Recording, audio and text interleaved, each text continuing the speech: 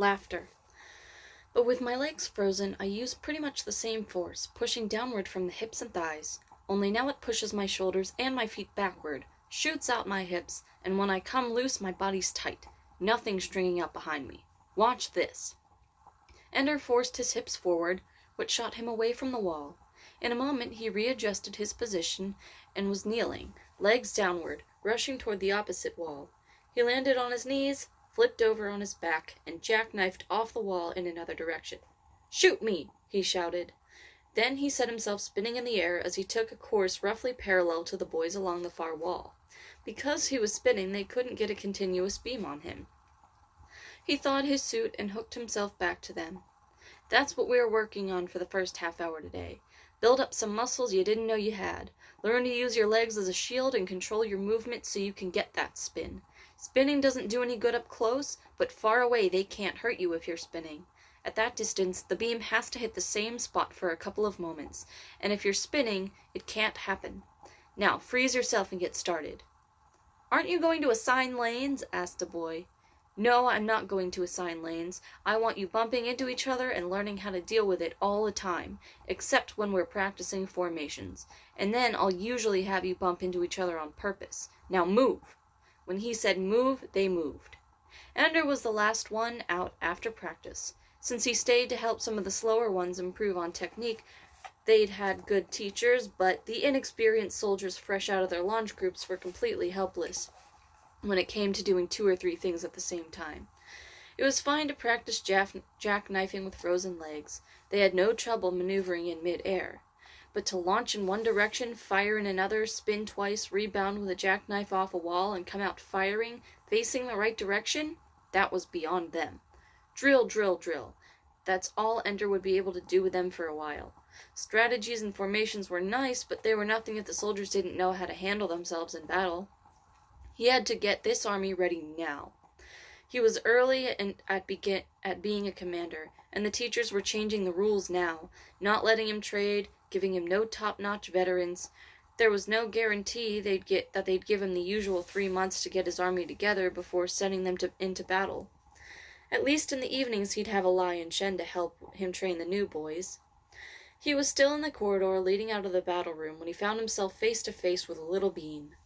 Bean looked angry. Ender didn't want problems right now. "Ho, Bean." "Ho, Ender." Pause. "Sir," Ender said softly. "Sir," Ender said softly. "I know what you're doing, Ender, sir, and I'm warning you." "Warning me? I can be the best man you've got, but don't play games with me." "Or what?" "Or I'll be the worst man you've got. One or the other." "And what do you want? Love and kisses?" Ender was getting angry now. Bean looked unworried. "I want a tune." Ender walked back to him and stood looking down into his eyes. "Why should you get a tune?" "Because I'd know what to do with it." "Knowing what to do with a tune is easy," Ender said. "It's getting them to do it that's hard. Why would any soldier want to follow a little pinprick like you?" "They used to call you that, I hear. I hear Bonzo Madrid still does." "I asked you a question, soldier. I'll earn the respect, sir, if you don't stop me." Ender grinned. "I'm helping you." "Like hell," said Bean. "Nobody would notice you except to feel sorry for the little kid, but I made sure they all noticed you today. They'll be watching every move you make. All you have to do is earn their respect now is be perfect." "So I don't even get a chance to learn before I'm being judged?" "Poor kid. Nobody's treating him fair." Ender gently pushed Bean back against the wall. "I'll tell you how to get a tune. Prove to me you know what you're doing as a soldier. Prove to me you know how to use the other soldiers, and then prove to me that somebody's willing to follow you into battle. Then I'll get you your tune, but not bloody well until." Bean smiled. "That's fair. If you actually work that way, I'll be a tune leader in a month." Ender reached down and grabbed the front of his uniform and shoved him into the wall. "When I say I work a certain way, Bean, then that's the way I work." Bean just smiled. Ender let go of him and walked away. When he got to his room, he lay down on his bed and trembled. "What am I doing? My first practice session, and I'm already bullying people the way Bonzo did.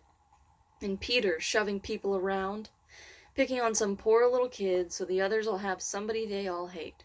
Sickening. Everything I hated in a commander, and I'm doing it. Is it some law of human nature that you inevitably become whatever your first commander was? I can quit right now if that's so. Over and over he thought of the things he did and said in his first practice with his new army. Why couldn't he talk like he always did in his evening practice group? No authority except excellence. Never had to give orders, just made suggestions. But that wouldn't work, not with an army. His informal practice group didn't have to learn to do things together. They didn't have to develop a group feeling. They never had to learn how to hold together and trust each other in battle. They didn't have to respond instantly to commands. And he could go to the other extreme, too. He could be as lax and incompetent as Rose the Nose if he wanted. He could make stupid mistakes no matter what he did.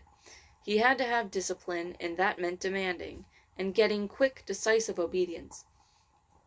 He had to have a well-trained army, and that meant drilling the soldiers over and over again, long after they thought they had mastered a technique, until it was so natural to them that they didn't even have to think about it anymore. But what was this thing with Bean? Why had he gone for the smallest, weakest, and possibly the brightest of the boys? Why had he done to Bean what had been done to Ender by commanders that he despised? Then he remembered that it hadn't begun with his commanders. Before Rose and Bonzo treated him with contempt, he had been isolated in his launch group. And it wasn't Bernard who began that, either. It was Graf. It was the teachers who had done it. And it wasn't an accident. Ender realized that now. It was a strategy. Graf had deliberately set him up to be separate from the other boys, made it impossible for him to be close to them, and he began now to suspect the reasons behind it. It wasn't to unify the rest of the group. In fact, it was divisive. Graf had isolated Ender to make him struggle, to make him prove not that he was competent, but that he was far better than everyone else. That was the only way he could win respect and friendship. It made him a better soldier than he would have ever been otherwise. It also made him lonely, afraid, angry, untrusting. And maybe those traits, too, made him a better soldier. That's what I'm doing to you, Bean. I'm hurting you to make you a better soldier in every way, to sharpen your wit, to intensify your effort, to keep you off balance, never sure what's going to happen next, so you always have to be ready for anything, ready to improvise, determined to win no matter what. I'm also making you miserable. That's why they brought you to me, Bean, so you could be just like me, so you could grow up to be just like the old man. And me, am I supposed to grow up like Graf? Fat and sour and unfeeling, manipulating the lives of little boys so they turn out factory-perfect generals and admirals, ready to lead the fleet in defense of the homeland?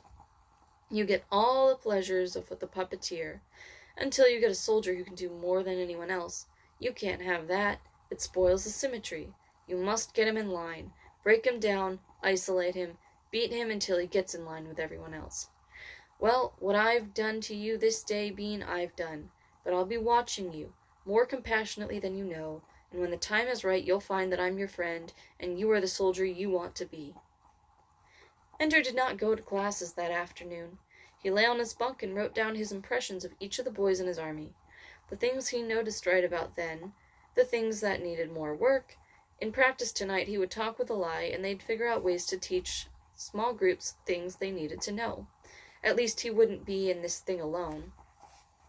But when Ender got to the battle room that night, while most others were still eating, he found Major Anderson waiting for him. There has been a rule change, Ender. From now on, only members of the same army may work together in a battle room during free time, and therefore battle rooms are available only on a scheduled basis. After tonight, your next turn is in 4 days. Nobody else is holding practices. They are now, Ender. Now that you command another army, they don't want their boys practicing with you. Surely you can understand that. So they'll conduct their own practices. I've always been in another army from them. They still sent their soldiers to me for training. You weren't commander then. They gave me a completely green army, Major Anderson, sir. You have quite a few veterans. They aren't any good. Nobody gets here without being brilliant, Ender. Make them good. I need a Lai and Shen to... It's about time you grew up and did things on your own, Ender. You don't need these other boys to hold your hand. You're a commander now, so kindly act like it, Ender. Ender walked past Anderson to the battle room.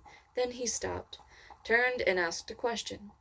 Since these evening practices are now regularly scheduled, does it mean I can use the hook? Did Anderson almost smile? No, not a chance of that. We'll see, he said.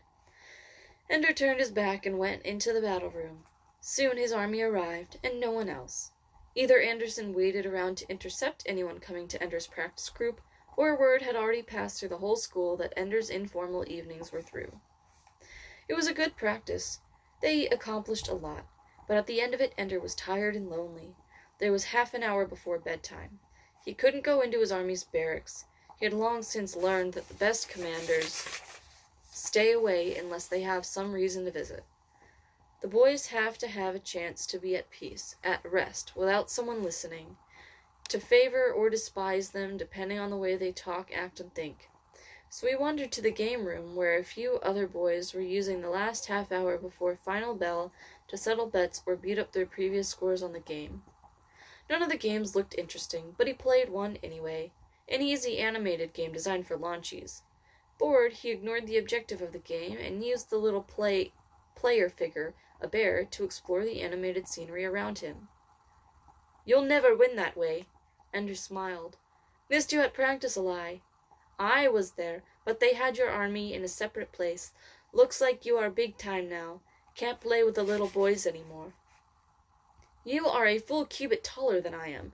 "Cubit! Has God been telling you to build a boat or something? Or are you in an archaic mood?"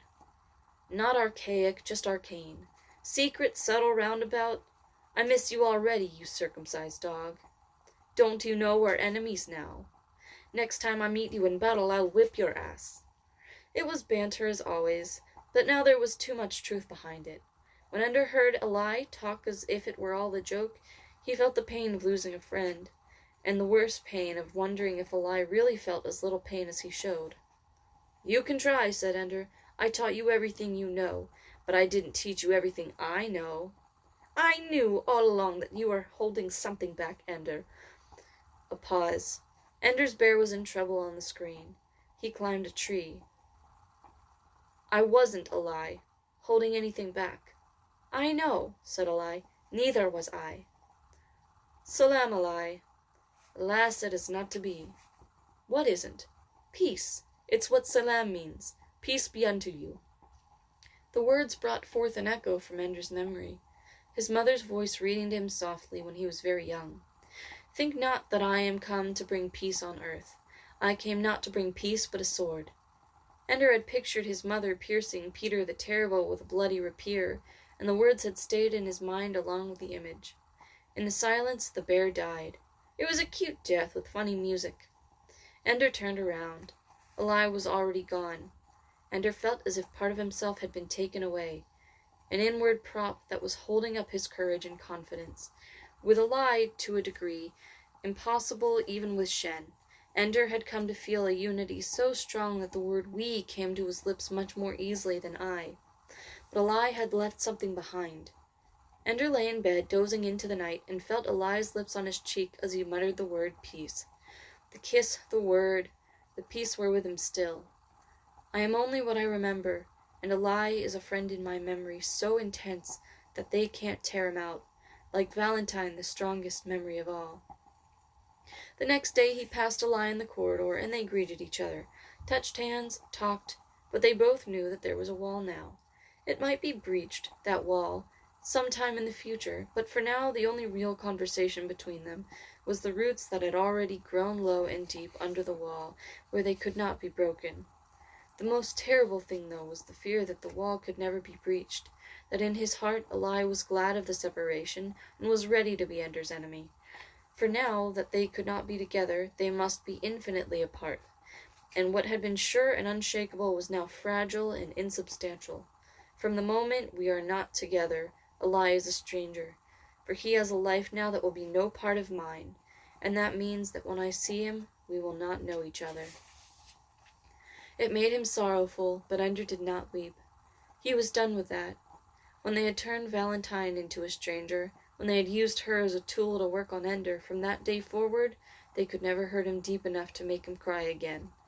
Ender was certain of that, and with that anger he decided he was strong enough to defeat them, the teachers, his enemies.